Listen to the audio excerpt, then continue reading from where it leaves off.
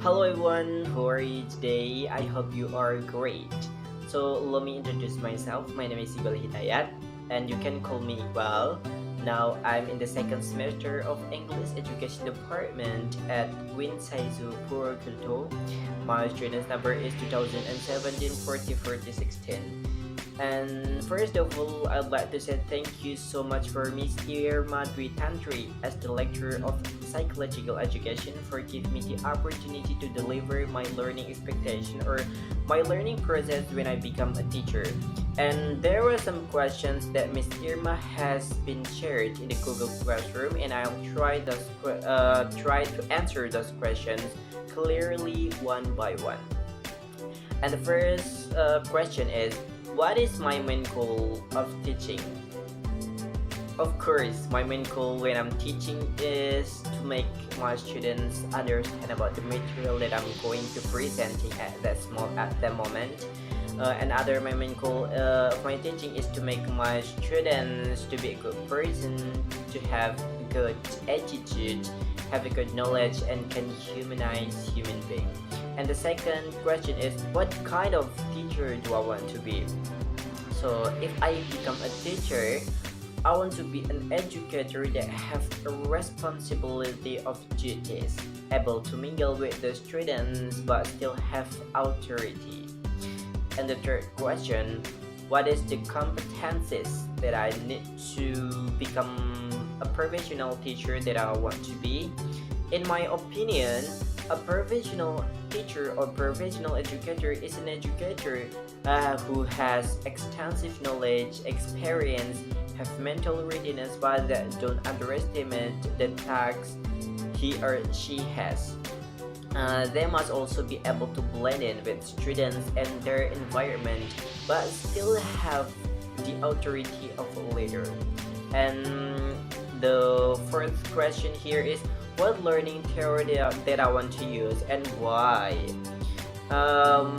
Learning theory that I want to use if I become an educator, I would apply the behaviorism and cognitive theory. Why behaviorism theory? Because this theory has a concept of stimulation and response, where the educators give rewards to students as a stimulus to foster student interest in learning. From my observation, this theory is most often applied but don't give rewards too often because students are afraid of being dependent. And I also want to apply cognitive theory because the process will not betray the results. And the fifth question is, what approach will I use and why?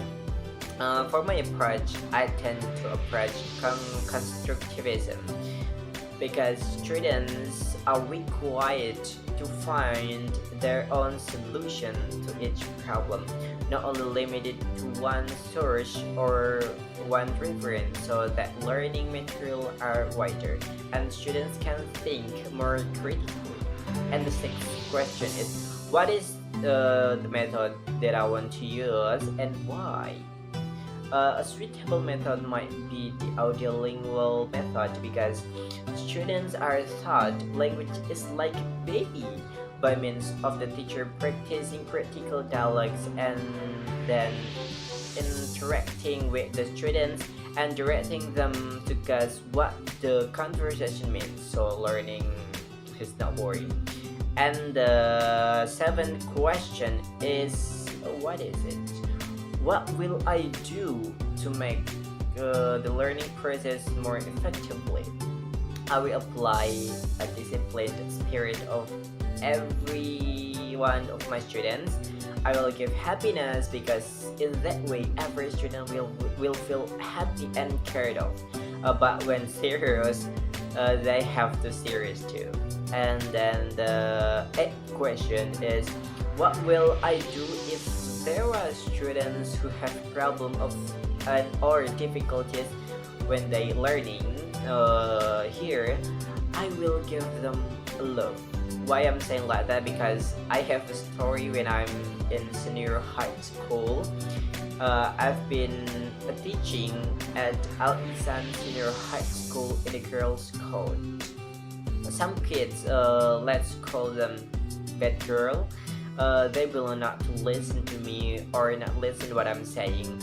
There I begin to approach them and teach them how to make note by myself. And they will feel that they were noticed. Until I stopped teaching, they asked me, when are you going to teach us again?